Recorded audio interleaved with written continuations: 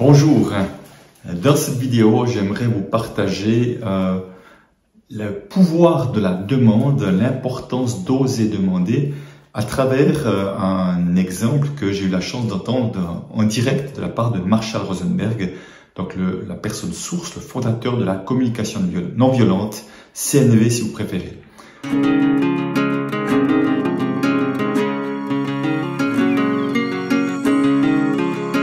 En 2006, effectivement, j'ai fait un atelier d'une semaine avec lui. Il a eu l'occasion de partager beaucoup d'expériences comme ça et certaines étaient particulièrement touchantes, dont celle que je vais vous partager. Donc un jour, Marshall Rosenberg, qui pourtant avait allé dans des pays en Afrique, il y avait des conflits, il allait à plein d'endroits, il allait en ex-Yougoslavie, il s'est comme frotté des endroits compliqués. Et quelqu'un, une fois, lui demande, c'était en Suède, je me souviens qu'il partageait ça en Suède, quelqu'un lui demande, mais pourquoi tu n'interviens pas en Israël et en Palestine, pour faire quelque chose dans le conflit qu'il y a dans ces deux pays-là? Et il dit, c'est parce que personne ne me l'a demandé. Et la personne dit, ah bon, parce qu'il faut attendre qu'on te le demande pour que tu le fasses. De manière un peu provocatrice. Et il s'est dit, bon, c'est vrai qu'il y aurait quelque chose à faire, vu la souffrance qu'il y a dans ces pays-là. Et il a décidé qu'il voulait tenter quelque chose. Il avait une idée en tête. Mais simplement, il avait une idée, mais il n'avait encore pas les personnes qui pouvaient être les relais de cette idée, et en Israël et en Palestine. Donc, il a utilisé ce qu'il appelle le pouvoir de la demande. Donc, puisque quand on lui demandait 3 conseils pour réaliser un projet, il disait ask, ask and ask, demander, demander et demander. Donc, lors d'un séminaire en Suisse, il demande à quelqu'un, c'était à Zermatt, je me souviens encore de ça, pourtant c'est une histoire qui date de 16 ans en arrière, donc à quel point cette histoire m'a marqué. Il fait un séminaire à Zermatt, il dit, est-ce que quelqu'un connaîtrait, j'ai ce projet de réunir des Israéliens, des Palestiniens, pour créer un mouvement vers la paix, qui serait des porteurs de paix. Est-ce que quelqu'un connaîtrait, ou un Israélien, un Palestinien, qui pourrait être une de ces personnes-là? Et une personne dans le groupe, en général, Marshall Rosenberg réunissait des personnes qui venaient de beaucoup de pays, en tout cas c'était le cas quand je l'ai vu, et dit oui, moi j'ai une idée, j'ai quelqu'un qui vient de Palestine, qui serait, je pense, la bonne personne pour cela. Donc il a eu son premier relais. Quelques temps après, il est justement dans le Jura balois, là où je l'ai connu, et même chose, donc même demande, est-ce que quelqu'un connaîtrait quelqu'un du côté israélien qui pourrait être un ambassadeur de ce projet, entre réunir Israéliens et Palestiniens. Et là aussi, quelqu'un lève la main en disant, oui, moi je connais quelqu'un d'Israélien, et en plus, cette personne-là va passer à Bâle, là, tout dans les jours qui suivent. Donc vous voyez, non seulement il y avait l'idée de la personne, mais en plus la personne allait se trouver dans la même ville, en tout cas tout proche de où était Marshall Rosenberg. Donc les choses se mettent en place avec fluidité. Il a ces 2 personnes qui, à leur tour, vont pouvoir réunir d'autres personnes pour créer ce groupe d'Israéliens et de Palestiniens qui vont se rencontrer. Et il se dit, bon, maintenant il s'agit de les faire se rencontrer, mais les faire se rencontrer et en Israël ou en Palestine, c'est compliqué. Il dit, quel meilleur lieu que la Suisse pour cela, puisqu'il était très souvent dans ce pied-à-terre dans le Jura balois où il faisait venir beaucoup de gens à travers le monde pour ses formations et ses ateliers. Et c'est ainsi que il va à l'époque voir un responsable de la compagnie défunte Swissair, la fameuse compagnie aérienne suisse.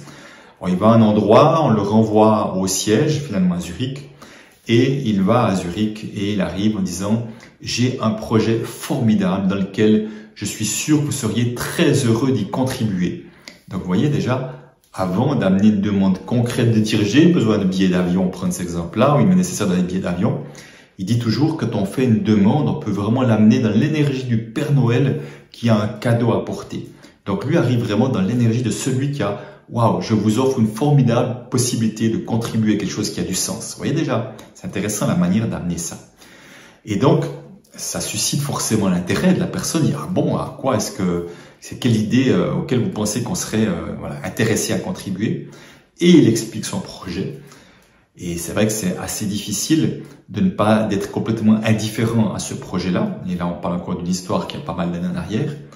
Et donc, j'étais en 2006, c'était donc arrivé avant, puisqu'il me racontait l'histoire en 2006. Et à un moment donné, la personne dit « Ok, et comment pourrions-nous contribuer à cela ?» Elle me dit « J'aurais besoin, je crois, de mémoire, mais je suis pas sûr, d'une 12aine de billets d'avion entre Israël, Palestine et la Suisse, gratuitement. » Et donc, il a obtenu ses billets gratuitement, aller-retour pour ces personnes concernées. Et après, il dit, il s'agira de trouver un lieu. Et là, il se rappelle de quelqu'un qu'il avait connu en Suisse, qui avait une grande maison familiale qu'il avait héritée. Et il retrouve ce contact, il l'appelle et lui dit, voilà, écoute, je me souviens de cette grande maison dont tu as parlé. Voilà le projet que j'ai. Je cherche un lieu et je pense que ce serait formidable de pouvoir faire ça dans ce lieu-là. Est-ce que tu penses qu'il serait adapté, adéquat et est-ce que c'est possible?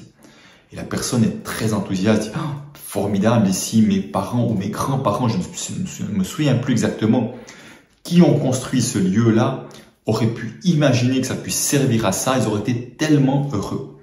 Donc vous voyez, à travers une série de demandes, il a une première personne dans un pays, une deuxième personne dans un pays, les billets d'avion, le lieu pour recevoir toutes ces personnes-là. Donc on voit qu'à un moment donné à quel point mener un projet à bien, c'est pas seulement une question d'argent comme trop souvent les gens le croient. Déjà une idée, la foi, oser demander pour que ce soit un maximum de personnes qui soient concernées et qui amènent tous leurs propres idées et les choses peuvent se mettre en place. Là, en l'occurrence, vous voyez, il n'a pas été question d'argent pour arriver jusque-là. Tout était mis à disposition.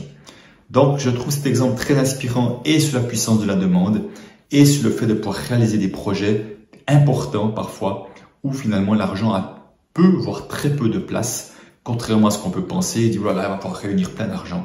Non, à un moment donné les choses peuvent se faire avec et sans argent aussi.